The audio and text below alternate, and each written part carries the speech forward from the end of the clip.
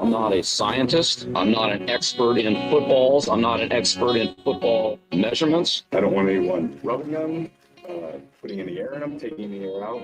To me, those balls are perfect, and that's what I expect when I throw. I can't throw it over football. It's so goddamn hard about holding on to it. September 1st, 2025. Football is on Thursday. Draft season is coming to an end, and we have a few more days to enjoy these final moments of hope and bliss before it all comes to a screeching halt the second the ball kicks off on Thursday night and reality comes banging into every pillar we've built in this fantasy world we're currently reveling in. So to get ready for the reality storm, tonight we are looking at sleepers and potential waiver wire ads. Stacks, what a great weekend we had. Concur. What a tremendous weekend.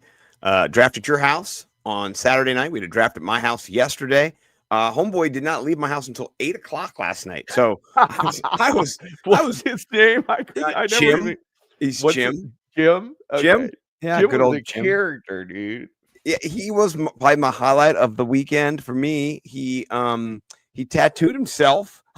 He got a tattoo gun and he tattooed himself the night before he came over, and he just showed us. He just was like, "Hey, check out! I tattooed myself." Jim rolled in with a belt, some type of like WWF Fantasy Championship belt that had Bud Lights in it. Yeah. That were. It was a cooler. They were cold Bud Lights. Yeah, they were cold Bud Lights. Like, well, yeah, and then last he was night, not playing around. No, and last night he tattooed himself crab cakes. He gave himself this tattoo, and he put it in the league chat today. Wait. Oh, really? Oh, I knew you'd love that. My guy. Yeah, he is my guy. I love this guy. Yeah. So we got some good new guys in the league this year for one of our analytics leagues here in the DMV. So yeah, just a lot of fun. And your draft at your house on he did seem like if I needed to rob a bank with somebody I didn't know that well, like I would maybe check him out. Yeah, the dead president's energy. Just throw out a little just a line, see what he thought. See if you're gonna go to Dundalk. If he hates Chase Bank too, JP Morgan, not a fan. Yeah. Now he was awesome. He came ready to go. Blunts rolled in a little blunt case. It was like the MacGyver of blunts. He was great. No complaints. No, it was great, man. We had cakes, we had Denny. It was good times, man. Bruni, I loved it. Yes. And that was only half because we also had the draft at your house on Saturday, which was 20 years, home league, best friends, hanging out, talking shit. We had a guy draft 3 quarterbacks in the league. He immediately just started making fun of him. We had somebody else, a remote drafter, draft Joe Mixon in the 6th round. He's not going to play football anymore. It was great. It was a home league spectacular. There was food. It was, 1:30 in the morning, 2 in the morning, just hanging out. So Christmas, we call it fancy Christmas. I don't know if you celebrate, fancy Hanukkah. I don't know if you don't, whatever it is. It was just one of my favorite times. I know yours as well. So, it really is, man. Yeah. It's like, dude, we both always talk about it. By the end of the season, you're so done. And as the season looms, there's a piece of you that's just like, I don't know, man. Like, this is, like I'm old, like I'm not, this is kind of old, kind of wild and weird that we still do this. But then by now you're like, you're so happy to, like, I'm so happy. Those are the only live drafts that I do, typically are mine and crab cakes. And, if you're not in a league where you do a live draft, that's fine. It's fun, if you're in a lot of leagues, but hopefully one of your leagues does live drafts, because that is how this all started. That is the point. You're supposed to have people that you're staying connected with. And, we're 45, 46 years old. If, if you see your friends once a year, that's great. Like, this is it. I mean, I haven't seen these guys in a year, but we got to spend a whole, 12 hours almost together. This is great. Yeah, getting to see the boys or the girls, whatever you're into, your league mates. It is a special time in the season. We talked about it. There's hope, right? No one's hurt necessarily, or if you have someone who's hurt, you put them on the IR. You're saving them for later. You've got a plan. Nothing's happened. No bad calls have gone against you. No drops. Nothing has happened at all. You're all gonna win. Every team you feel good about, except maybe if you drafted 3 quarterbacks or stuff like that. But you feel great. And then you mentioned earlier, like the second it kicks off, you're just like, oh, why didn't I pick that guy?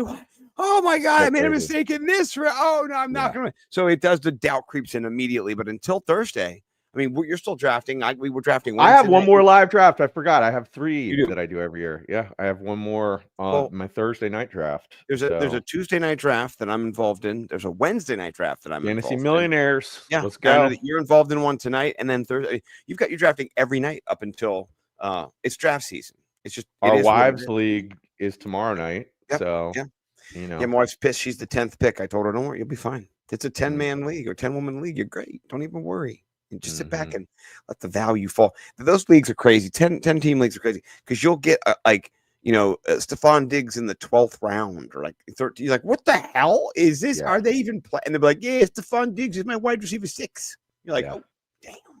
So, but 12 team is the way to go. 14 can be fun if you're a sharp, but maybe not if you're Rags. But I'm excited. So here's what we're gonna do. We got to break it down for the show today.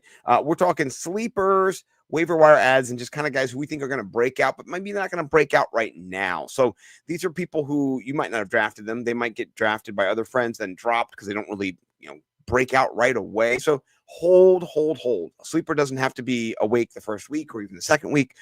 Be patient. So with that being said, what we have been doing, and I will share my screen here, is we've been going down the ECR, which is the expert consensus rankings at Fantasy Pros, to kind of hit or miss on their rankings. What do we think as the Fantasy Millionaires? Who are our fades? Who are our braids? Braids, we're putting them in our team. Obviously, fades, we're fading. So let me try to pull that screen up.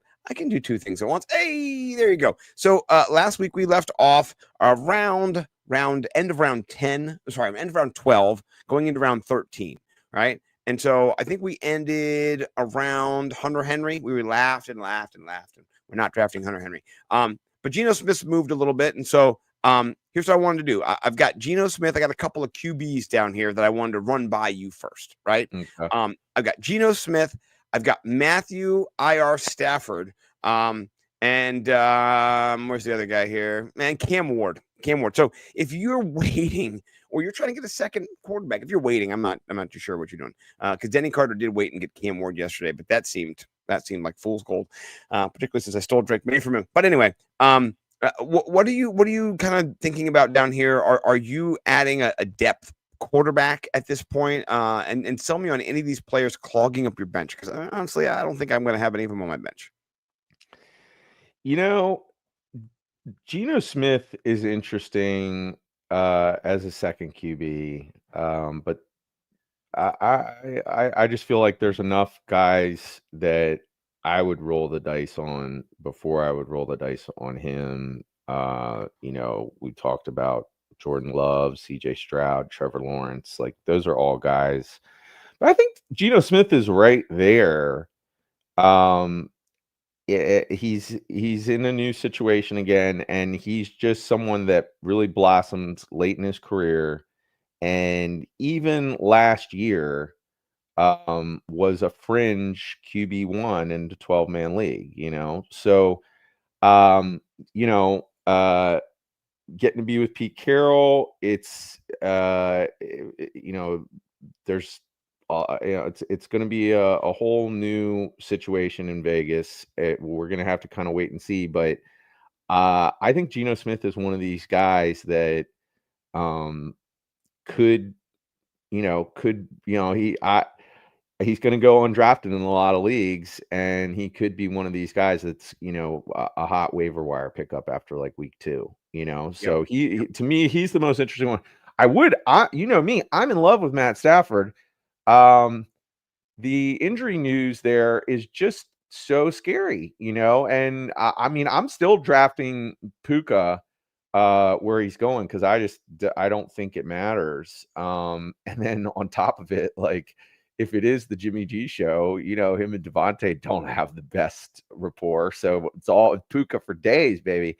But I was just reading up on it before the show started just to try and wrap my mind around what I'm going to say here. And what they are reporting it as is an aggravated disc. Tell me what it is, dude. It's so frustrating. My back, I broke my back. Yeah. What's an aggravated disc? What does that mean? It means that the discs that are in your spine that are there normally they're angry, they're agitated, yeah. They're surly, they're Lewis Black, they woke up on the wrong side of the bed. Yeah, they're Frank Costanza. I got a lot of problems with you discs. Yeah. It's not when you have a medical tent trailer gazebo situation, whatever, a big out, it lives there now outside of the Rams. That's not good that he has to live in this hyperbaric chamber. They're feeding him toad livers at night. He's 18-degree, all this kind of stuff. That's not going to be good for the Rams. So I'm not touching him. It's his 17th NFL season. He's held together by like tape and needles and cortisol by now. Like that poor man, Dude, so, here's the thing though, man. And I'm with you. I'm not touching him either just because of that. That being said, part of me wants to bet he's just going to ball out. Like I don't think Matthew Stafford has designs on living to be 75 years old. Like I think he's going to just him. I think he is just going to chew pain pills and go ham and try and win the Super Bowl. Like I like it. I think that's his plan. Yeah. And will it work? We'll see. It's scary because I've never actually had a herniated disc, but I've felt the pain. I've had my disc slip and bump into my spine, and it is level 10 pain when your disc is bumping in your spine.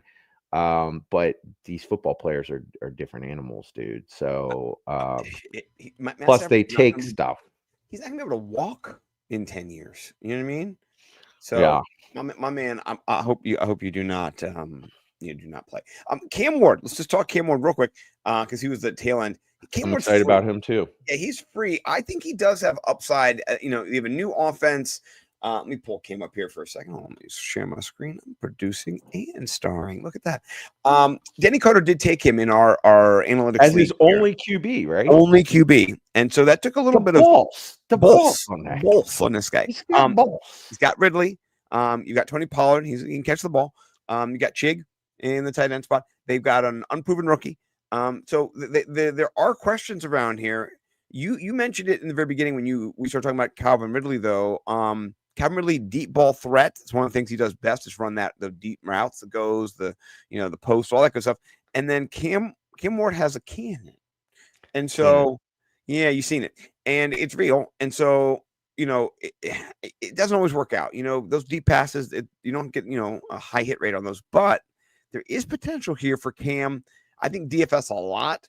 Yes. I would watch. He is a breakout candidate this whole year. He's the first pick in the draft, motherfuckers. Yeah. Like he is a breakout candidate. Like this is how you establish a breakout candidate. There's somebody who has invested draft capital in them. There's somebody who is going to have opportunity. They're going to have potential. They're going to get in the offense. They're going to have the ball in their hand the whole game. So definitely breakout potential. I'm not sure if I'm willing to make him my only QB going into a league, though. Honestly, that's just kind of me. I would get him, and I'd have another maybe veteran backup on my team. And then see how it went. But I'm not against having Cam Ward break out in a couple weeks. The first game's gonna be a little tough against Denver. We're really gonna see what Sean Payton has in store for this rookie. And I'm not gonna say it's gonna be terrible for him.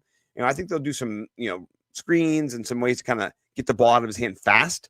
But I don't think he's gonna be able to do these huge 7-step drops and just drop dimes to Ridley against the Denver defense. I think that the too high safety shell and all that stuff is just going to kind of keep everything in front of him and kind of just mute him in the beginning. But he'll have some games. I mean, he's in a terrible division. He's going to play the Jaguars. I mean, they give up points. He's going to give up, Houston, they're a better defense. They got some good edge rushers, but I mean, those games are wild down there, and Indianapolis as well. So the South shall not rise, but the scores will.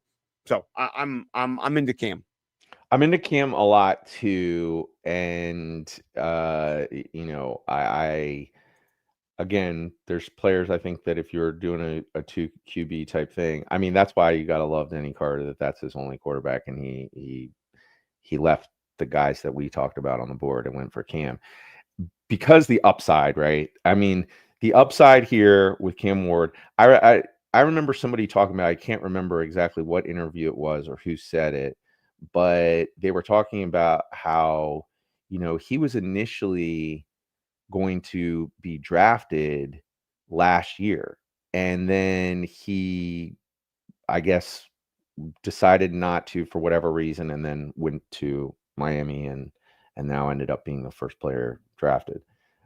So it was a good decision, but the person was talking about how he was 100% ready to go into like that. This person, it was like an ex-pro, that just like knows ball, and they were like, there's certain people that you see and you watch them throw the ball. You watch just the mechanics, the footwork, everything. And they're just like, this guy is one of the only people in the world that can do this thing, at this level he just had every single box checked. And yeah, man, I'm with you, man. I think Cam Ward is very enticing. Yeah, I think he is too. And I would not be surprised if he didn't have games where he was top, QB1 in the first couple months of this month or so of the year, and people are like, "Oh shit, gotta get him." I like that DFS call too, baby. Stack him with Ridley, maybe. Yep. I got a lot of Ridley now. Yeah, me too. I'm my Ridley shares is my portfolio is banking on Cam Ward being good. It's strong to quite strong. I like that. Yeah. All right, let's do a pivot. I like that little QB talk. We all came here to talk tight ends. I mean, everybody and their mom knows we're here to talk your boy, our boy, Kyle Pitts, baby. Bo McBrayer, get in the chat. Praise be to Kyle Pitts. If not when, if not now. I think about that picture of the guy. He's got the puzzle piece. And he's holding he's like a puzzle piece person. He's holding a puzzle piece, and it's just there's an empty piece in the back of his head, and it's just like Kyle Pitts this year, right? Every year, Kyle Pitts this year. Are you drafting Kyle Pitts in the year 2025 of our Lord? You know what, man? I am. I'm not drafting him as my first tight end. He's back. I don't think I've yet drafted him. But someone's always beat me to the punch, or I've gotten Brock Bowers, and I'm not playing the zero tight end game. But if you went zero tight end and you're throwing darts at a couple tight ends, I would 100% throw a dart at Kyle Pitts. I'm in. I'm ready to see. Like, it's another new offense. It's Penix. Let's see. Yeah. I mean, you have Darnell Mooney, who's hurt to start the season. You have Ray McLeod, who I like in the slot. That's good. But this is it for Kyle Pitts. Honestly, this is make or break for him. This might be year 5 of his contract, I believe. I mean, he came in rookie hot. I mean, let's go check and see. He said 4 seasons, right? They did not. Have they re-signed him? Yep. This is year 5. Let's just make sure I'm right. Yep, year 5. They have not re-signed him. Like, this is a contract year. And he's just hovered 15, 13. After being 6th, we thought, 176. Oh, he can get 200. He could be a perennial. And he went the other way the next year. He went to 75 points, and he's been clawing back, just gross, 8 points a game, 7.5 points a game. Nobody wants to see that. So, well, the volume's not there, you know? Well, because he's not running the right routes. He's just a glorified wide receiver. He can't even do that very well, So I think still I'm going to pass on him, but the target share, it's not there. From 110 to 74 last year, that's not good. I understand the sentiment. It's just, to me, it's odd that someone who collegiately was one of the greatest tight ends of all time, and then as a rookie, had 1,000 yards. And you can explain away his career at being part of the Arthur Smith, offensive scheme where he loved how great he was at blocking. I mean, I can explain it. So for me, I'll roll the dice as a 0 tight end strategy, and I'm definitely drafting somebody else. I'm not banking on Kyle Pitts, but I'll do it because what if he just becomes what he was always destined to be? Like, maybe this is the year. I'm just saying. I'm not as high on him as Bo. I think like he's with the 10th round. I mean, he's going undrafted in a lot of leagues, and I'm just saying if you are drafting a tight end in rounds 13 or 14 or whatever, like, I'll do it. I'm going to say I will take the tight end in Atlanta while Kyle Pitts was there, who's no longer in Atlanta, but who was better than Kyle Pitts when he was in Atlanta. That's Jonnu Smith, who's now in Pittsburgh after being in Miami, in Atlanta, and New England and Tennessee. So, I mean, he's been around a lot, and Miami did trade him. But I like Jonnu Smith in that area. He's being drafted around that same area or going undrafted. And so if it's between Jonnu Smith and Kyle Pitts, I think Jonnu Smith has shown elite yak after the catch. He is able to separate, and I like Jonnu. He's back he's with his boy too. He's with Arthur. He's Arthur Smith, right? So if anything, in that round, those late rounds, I'm looking for a tight end 2. Normally not my starting tight end, but maybe a backup I can scrape some value from. I'm going Jonnu Smith because he was tight end 4 last year. So with the ball in his hand, I mean, his target. Lost him. No, God, no. Okay, I'm coming back. All right. Oh, here we go. Okay. Yeah, there we go. He had 111 targets last year, 88 receptions. I don't know the math off the top of my head. That's like a 79% target rate to catch. You know what I mean? That's great. Almost 1,000 yards, 8 touchdowns. So I'm going to lean Jonnu. He's buried back here. I think he's good value. Last question in this little section here. What about your boy, Zachary Ertz? Because last year, Zach Ertz, too. Yeah, he was a beast last year. He's getting buried back here. He's tight end 7 on a team that needs him. What do you have? 8 touchdowns last year? 7 touchdowns? Yeah, 1, 2, 3, 4, 5, 6, 7, 8, 9 games where he went over 10 points. Right? That's great. That's consistency. And a lot of those were touchdown related, but homeboy caught touchdowns. Like that's what he did. He caught 1, 2, 3, 4, 5, 6, 7 touchdowns. Yeah, that's what you want. You want touchdowns. So, I think Zach Ertz is also somebody I'm going to get before Kyle Pitts. So I kind of led the witness. I put Kyle Pitts out there first, but I got 2 other guys in Jonnu Smith and Zach Ertz. I think I'm more comfortable drafting. How would you rank those 3? Are you going after Ertz first, Jonnu? So let's. To me, this is all just on feel on the draft and who that first tight end is, and if I have somebody like. I'll probably let's say I went Zach Ertz. I would go Zach Ertz probably. It's between Jonnu and Zach Ertz for me. You have Freiermuth there still, so I'd probably say Zach Ertz to me is. I would go Zach Ertz, Jonnu, and then Kyle Pitts. But I would probably go Zach Ertz, Kyle Pitts because of the upside there. Rather than Zach Ertz, Jonnu. I hear you. I like the upside, so I'm gonna go Jonnu, Ertz, Kyle Pitts. That's the order I think I'm going to go with those. I got a deep sleeper that I just drafted in Bo's league that he's not going to get drafted. And since this is a waiver wire show, I'm already putting the name out there because I'm very interested to see how this plays out. Yeah, you're going to have to keep scrolling. He is going to be like 250. How about this dude, Harold Fannin Jr., who is the other tight end on the Browns. Okay. I've heard of him. He's very athletic. Okay. So when you look at, they have a combination of metrics for evaluating the careers of tight ends collegiately, and whatever this was, it was very accurate. The top guys were like Brock Bowers and Kyle Pitts and, all the names that you would expect, right? At the very top is this guy. This guy is collegiately the greatest tight end according to this set of metrics. He is him. He is him. He is him. And here's the thing. Okay, here's the thing. No, he's tight end 2 on Cleveland, so nobody's paying attention to him yet. Okay. But meanwhile, they're resting him with the starters, like when they have not been playing their top guys, they're not playing him. Like he's already factoring into that offense. Like they're being schemed. They're scheming him. They're I think the last preseason game, he caught a touchdown from Joe Flacco. Like I think he might have, Njoku is a beast, and he's one of these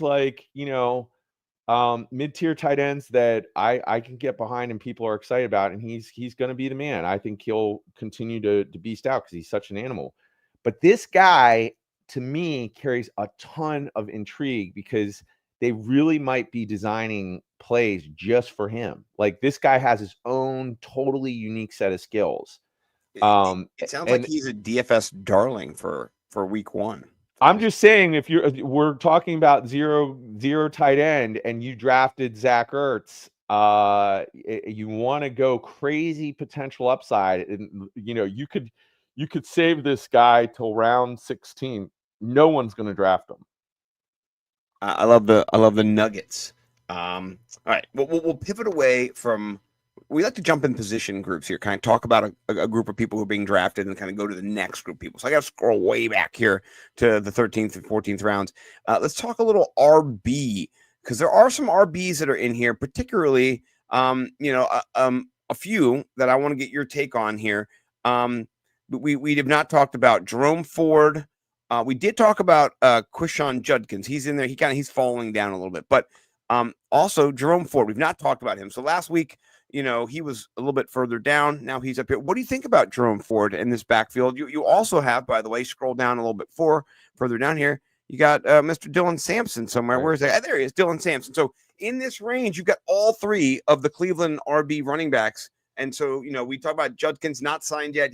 Last week he was potentially going back to school. I think that's not happening now. It's the rumors have kind of been pushed aside, like you said, but he still hasn't signed. So he's not on the starting team. He's not going to be playing. And football starts right now, this week, So how are you looking at this? Are you getting Dylan Sampson in the back end? Or are you going towards Ford? Because one of them is a great value. I mean, maybe both of them. I don't know. Dude, how about this? I guess, correct me if I'm wrong, but it doesn't seem like you've got this nugget yet in whatever you were doing today. I don't. Hot off the Twitter presses, Q Judkins is going to sign, dude. Like he's in. He is. If you are drafting in the next hour, he's the guy. He's in. That you're gonna you can, and you can still wait on him like around this price. News. Yeah, this is all just rumor. But it was like a real reporter, like Mary Kay Abbott or somebody that had inside knowledge, like putting their career on the line, like that apparently he is headed to be part of these last few moments of the preseason. So why does he look like Key from those East-West?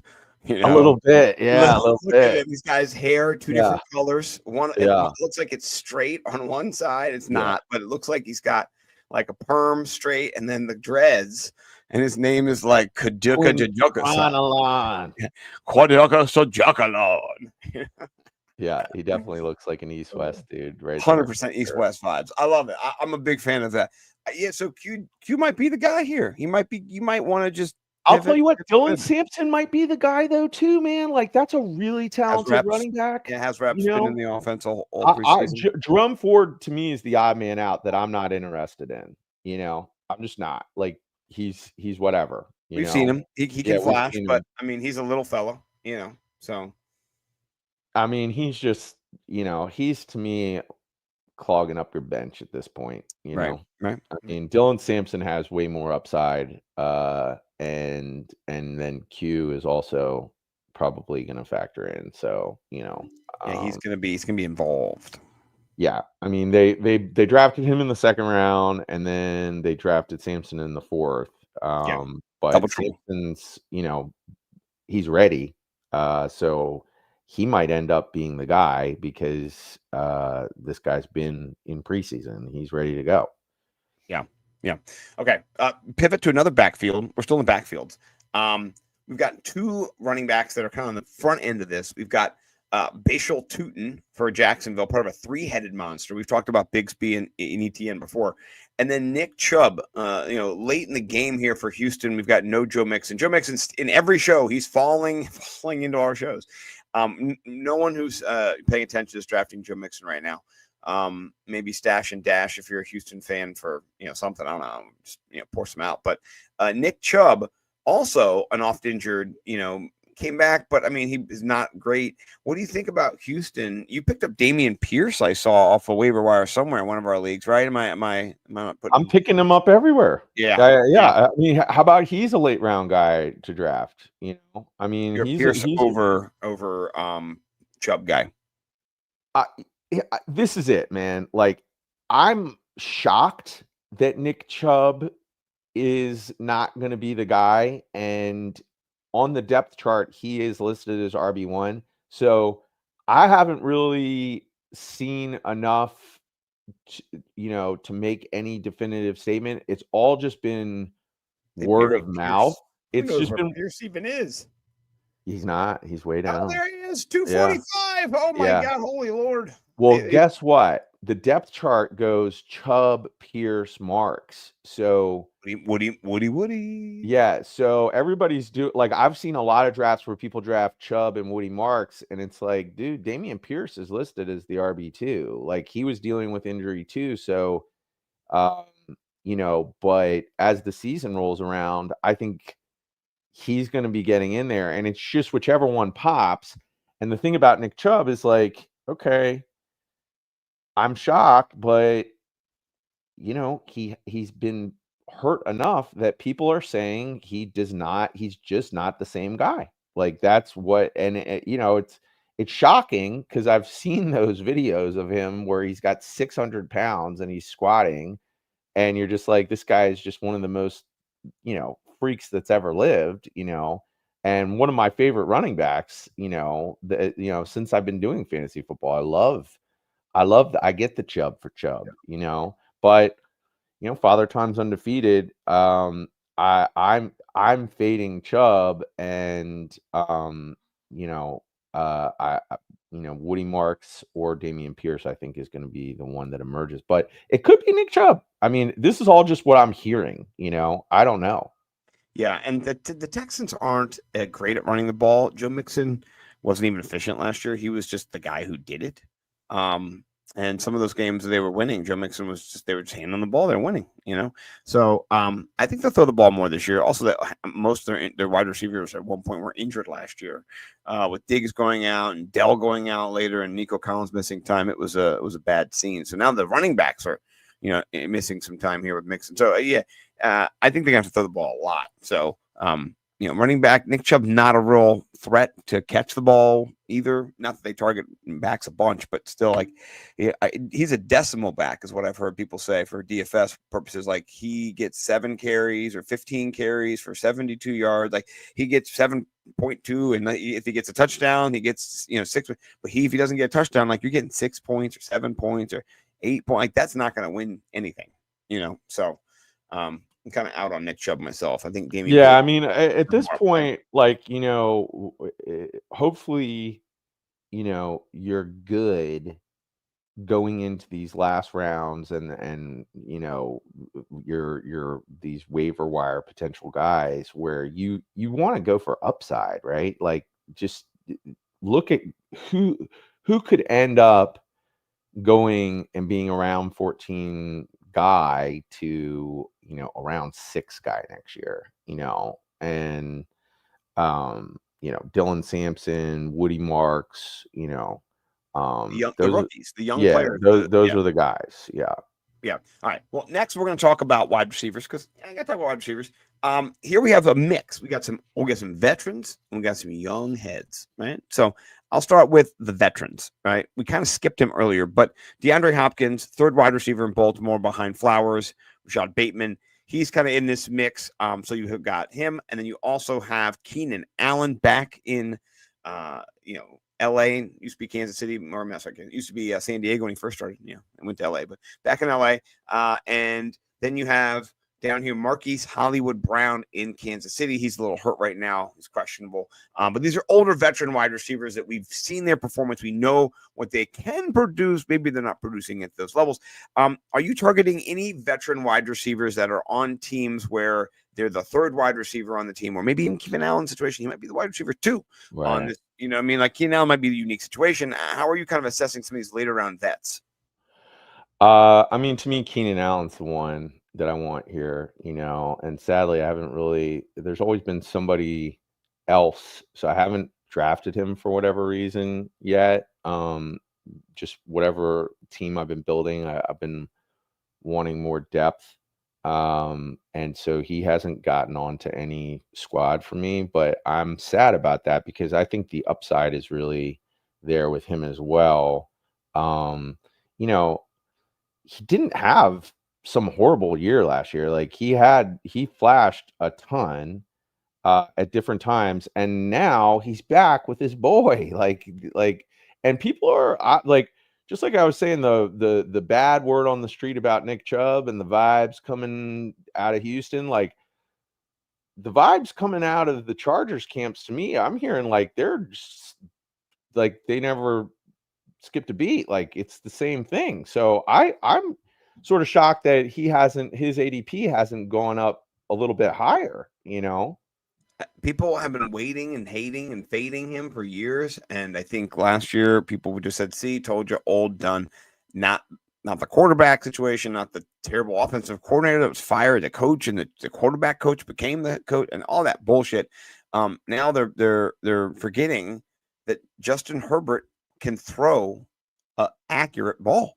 Like he is a rhythm quarterback too. He drops back, he hits his steps, he turns. There's Keenan Allen on the break, he hits him. So yeah, I've not gotten enough of him either. I'm with you, but this is a no-brainer, man. Like he should be wide receiver like 45 or 50, not 60. So did you see that?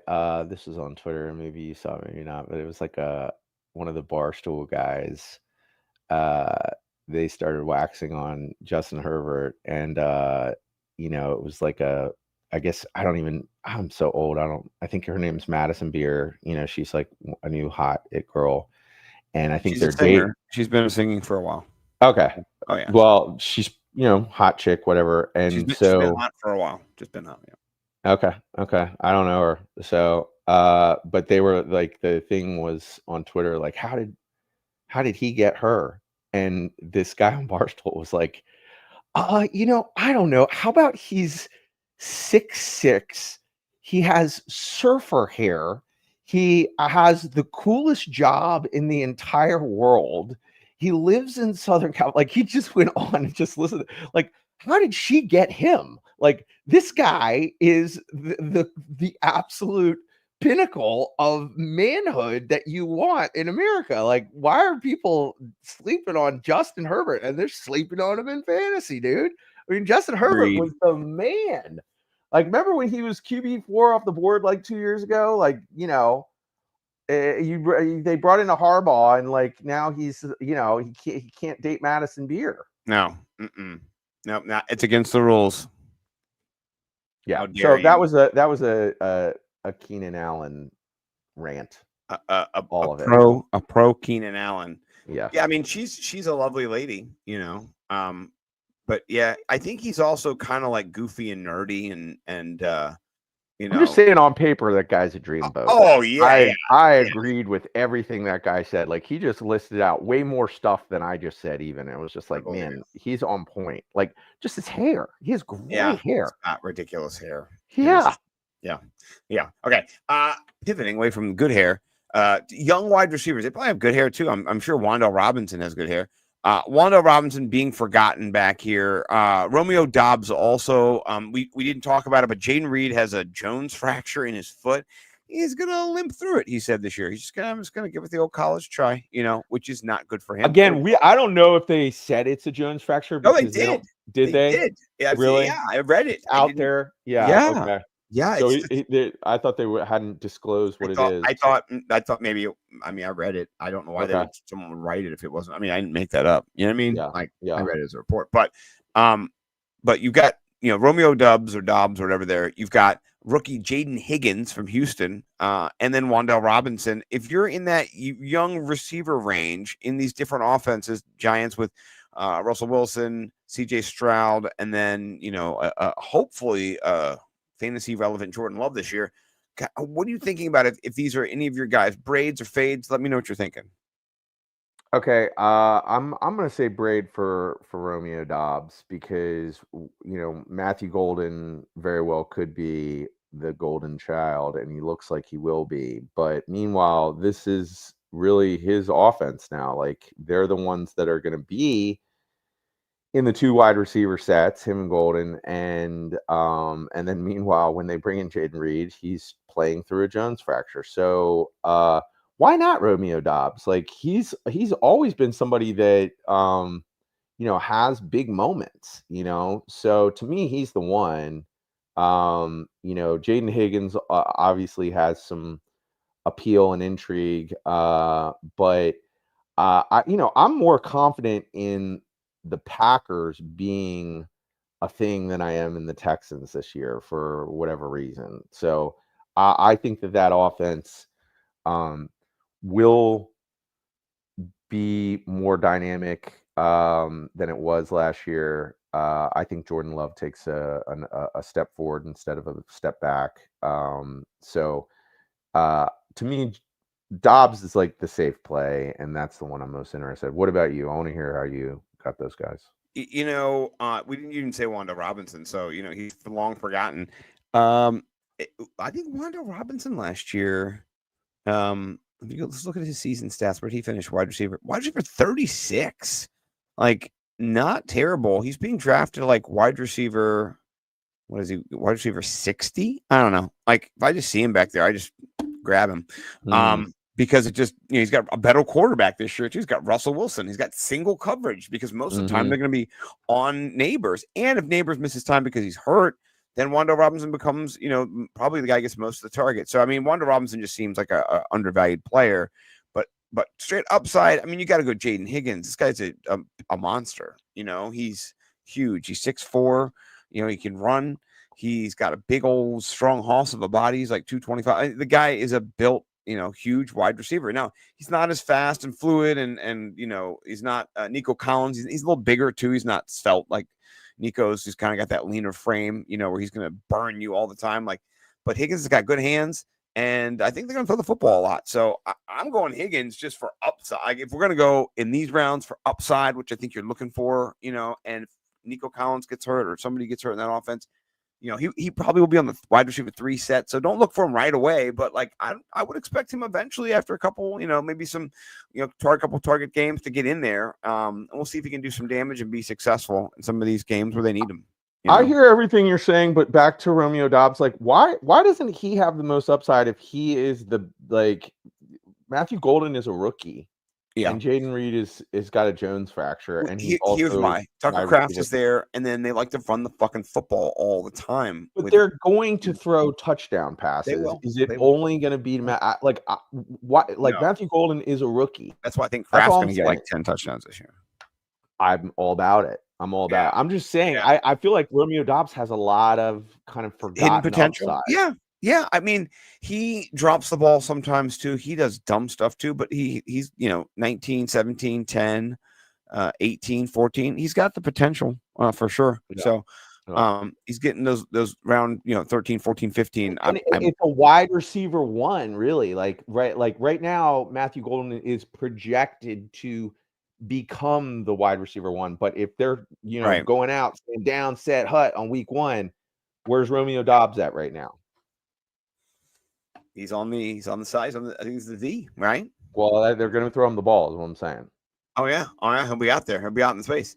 Okay. I'll let you. We kind of gone over some tier positions as we get in here. There are other flyers and guys that I like here and there, but I wanted to give you a chance. Is there anybody else too here as we get in here? Like I know we both love Jalen Coker. A little thing you can do later rounds. He is injured, so draft him around 15, 16, stash him on your IR immediately as soon as the draft ends. Pick up another player that you want.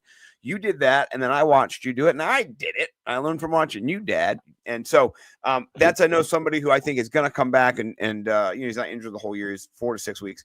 And we both love him. Anything you want to say about that? Because, I watched you, I watched you. I like that in our league, I was getting ready to draft him, which was on Saturday night, and I'd seen in the back of my head something about him hitting IR, and I think I had seen it just earlier in the day, but it didn't really like register, and I was getting ready to pull the trigger on him, and then I was like, oh guys, hold on, and I had to like time out in the live draft. I was like, hold on.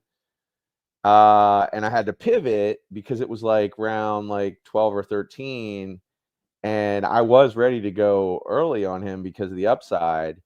And everyone was like, what's wrong? I was like, nothing, I don't want to say anything, blah, blah, blah.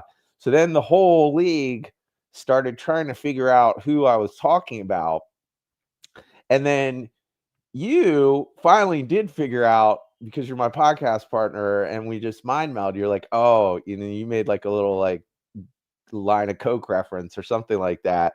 And I was like, yeah, that's right. Yeah, that's what I was thinking about. And then in the 16th round, because we have an IR spot, I did end up drafting him. And you just thought that was like genius, because I put everybody kind of started figuring it out. And so nobody ended up drafting him. And then I got him in the 16th round, and I've already made a move and gotten a different player and put him in my IR.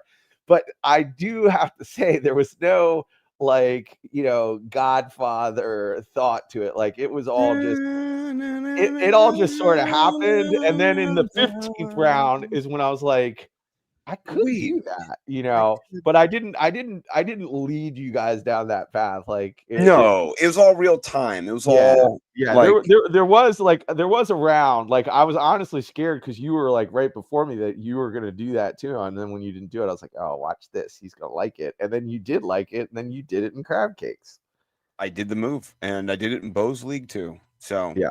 I've got him in 2. Yeah, it was smart. It made me really. I love the little inside baseball stuff that we do against each other, and makes us better. So he's got a quad injury, so they say 4 to 6 weeks. So for late round stash, dude, 100%.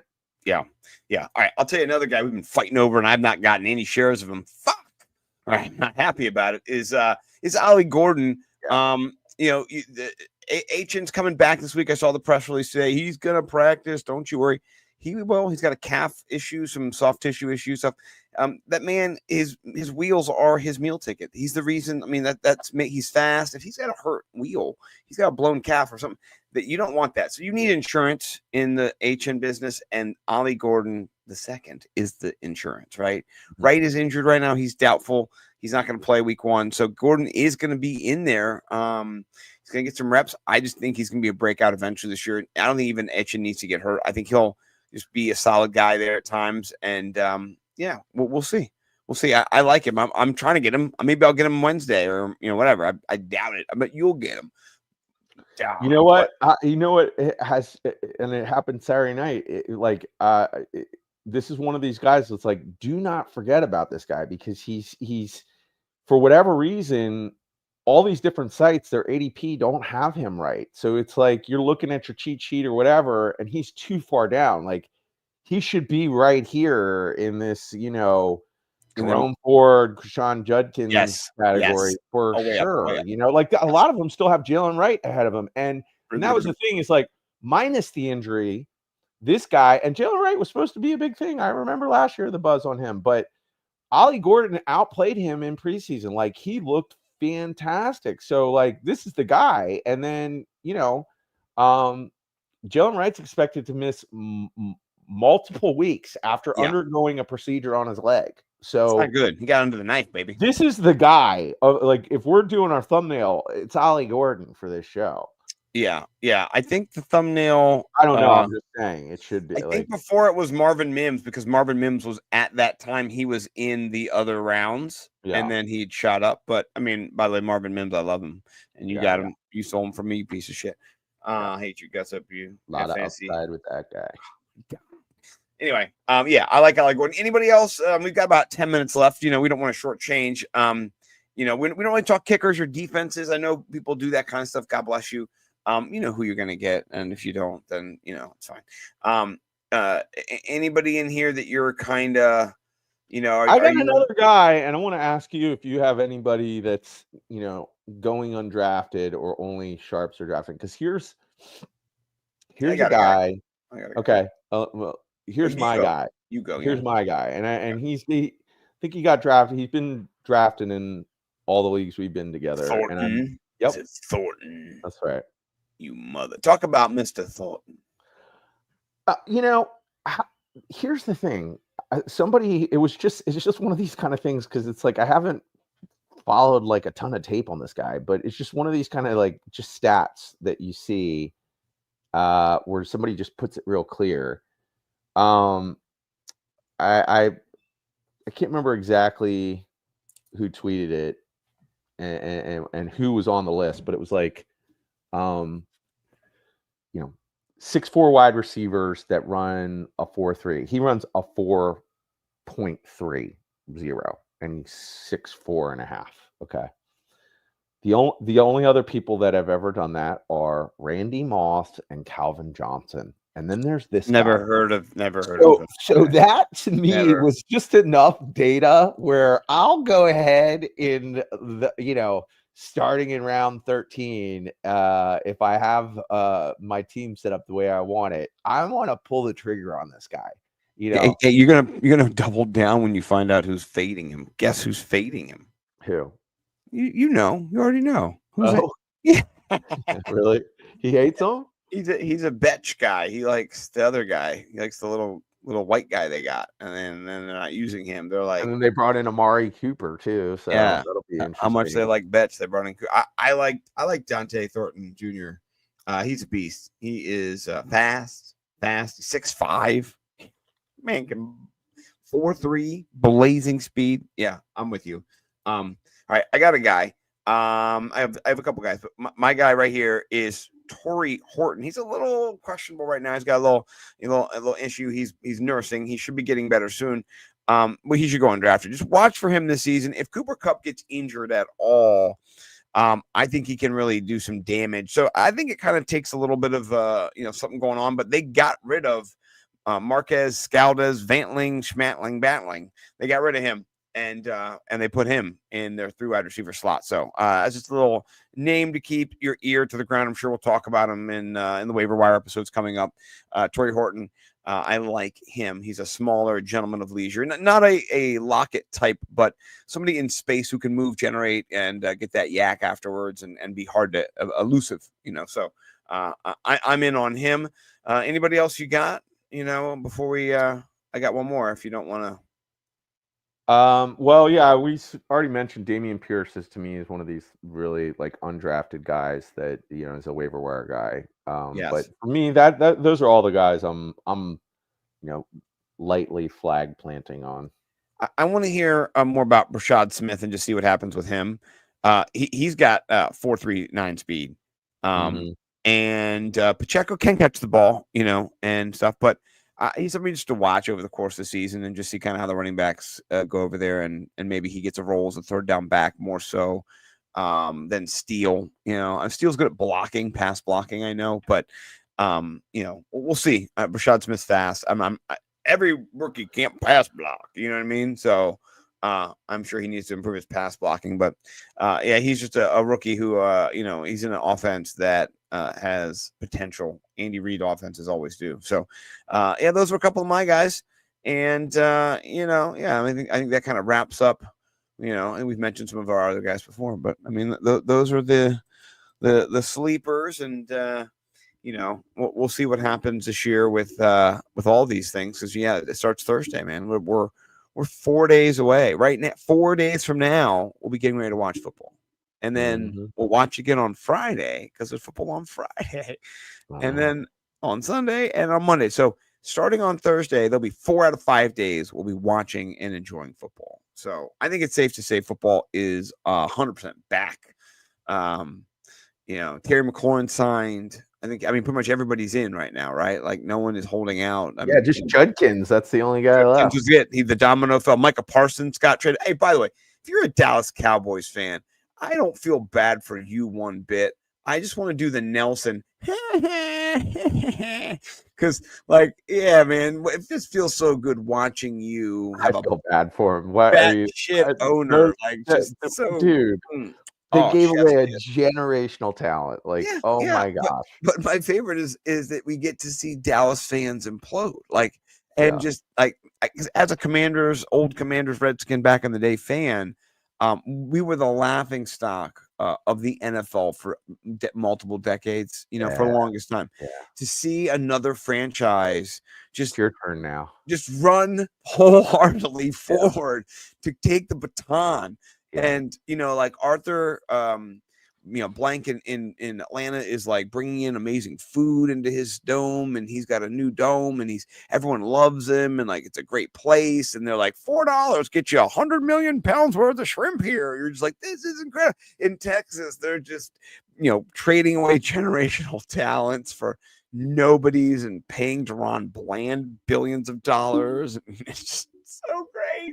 They're gonna be terrible. I already picked my first bet of the year. By the way, I'm just letting it be known. I'm working on, between you and me, I'm an AI model with betting to help, and I've uploaded. I spent hours on it today in GPT chat, just giving it data, feeding it data, years worth and years worth and years worth of data. We both concluded that we think the Eagles are going to win this game by more than 7 points, 7.5.